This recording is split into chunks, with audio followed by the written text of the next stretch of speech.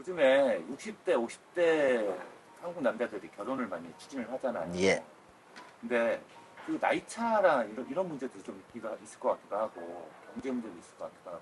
나이 어떠십니까? 차이는 보통 이제 50대 분들이 결혼을 한다면은 저희들 사실 30대 중반 말 그 사이의 여성들을 맞선을 봐요.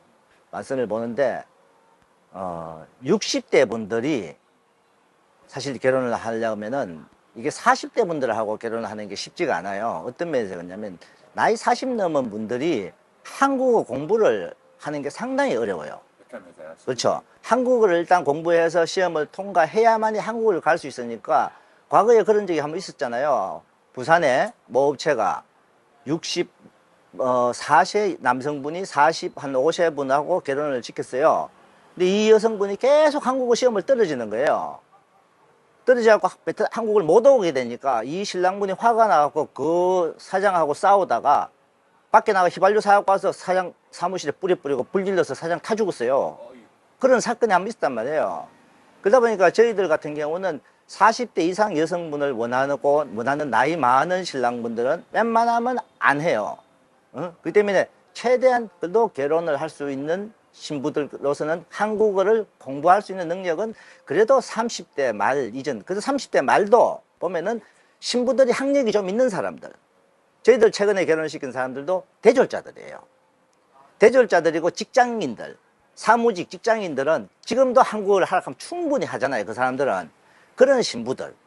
근데 재혼녀에 시골에서 뭐 낳고 살면서 둘이를 낳았다. 여자들은 사실 아기 놀 때마다 이 머리 돌아가는 게 떨어져 버리잖아요. 그러니까 그런 분들이 결혼을 해서 한국어 공부하는 아주 어렵다는 거예요. 그래서 될 수 있으면 30대 중반분 정도 이렇게 하기는 하는데, 나이 차이는 저는 솔직하게 국제 결혼은 많이 하는 게 15살 차이부터 한 2, 3세 차이, 조금 더 차이 나더라도 여성들이 나이가 높은 상태에서 차이는 그래도 한 5세까지는 그나마 덜해요. 덜한데 됐으면 20살 플러스 마이너스 정도에서는 돼야 되지, 너무 많이 차이 나면 힘들다. 근데 또 나이가 어린 여성 있잖아요. 나이가 어린 여성들이 신랑분하고 나이 차이가 많이 나면 더 어려워져요. 왜냐면 아직까지 나이 어린 여성들은 결혼하면은 조금 철은 없잖아요. 그러다 보니까 남편하고 무슨 일이 있을 때 적극적으로 생각하는 거. 그래서 나이가 있는 신랑분들은 그나마 나이 차이가 조금 나도 괜찮고, 나이가 젊은 신랑들은 만약에 뭐 19살, 18살, 20살 이렇게 결혼할 때는 조금만 조심은 해야 된다는 거. 그리고 60대 분들이 30대 초반을, 30대 신부들, 그것도 미혼 여성을 원해요. 미혼 여성을 원하는데 그분들 특색이 뭐냐? 자식은 안 낳아도 됩니다.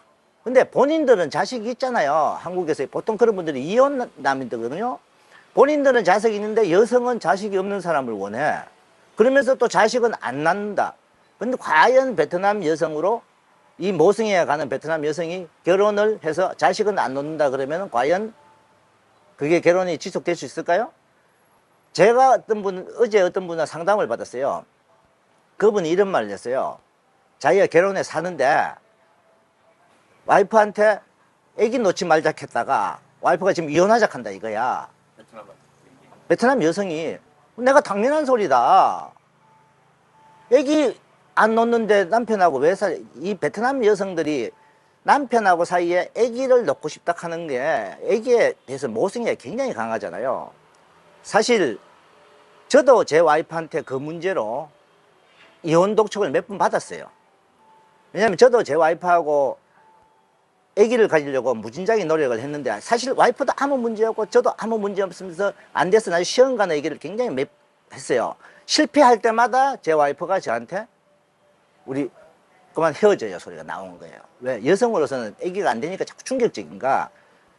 그래서 나중에 5번은 실패하고 나서 그 이후에 자연 임신이 되어버렸잖아요.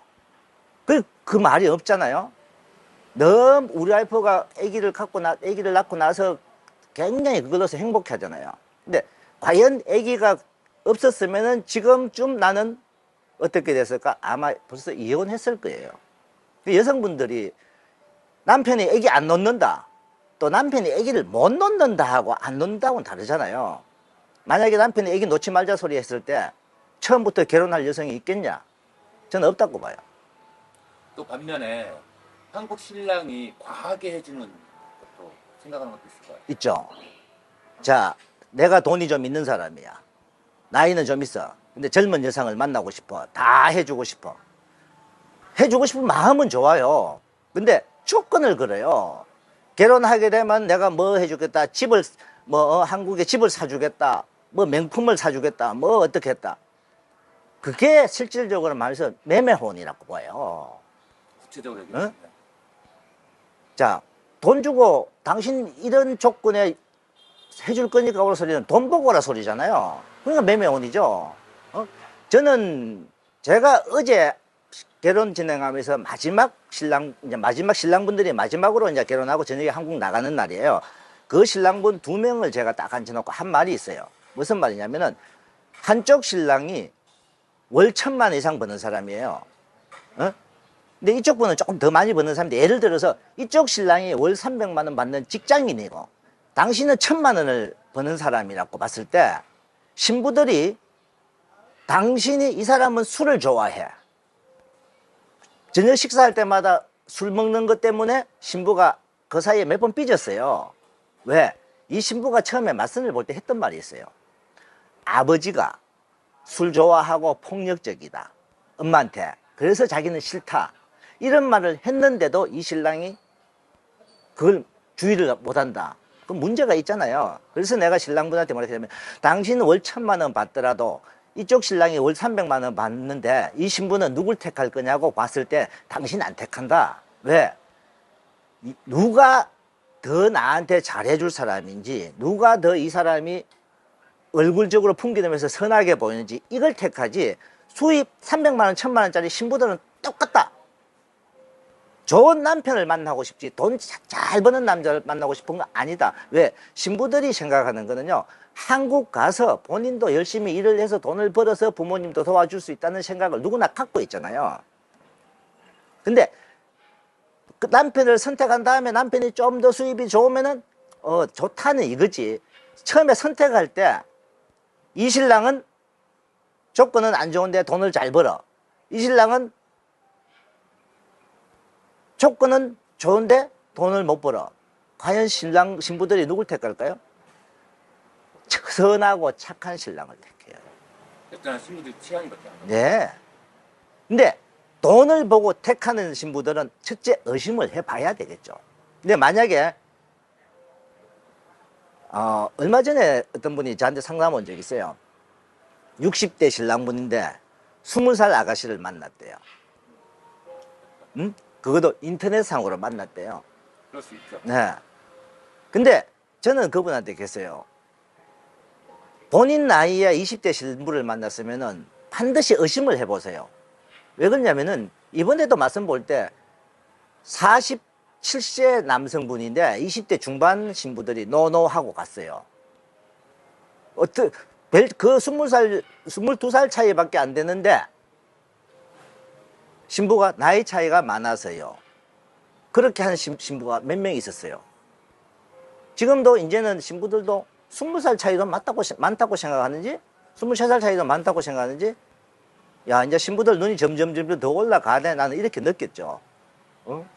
근데 60대 신랑분이 20대 초반 여성하고 결혼한다? 반드시 의심을 해봐야 돼.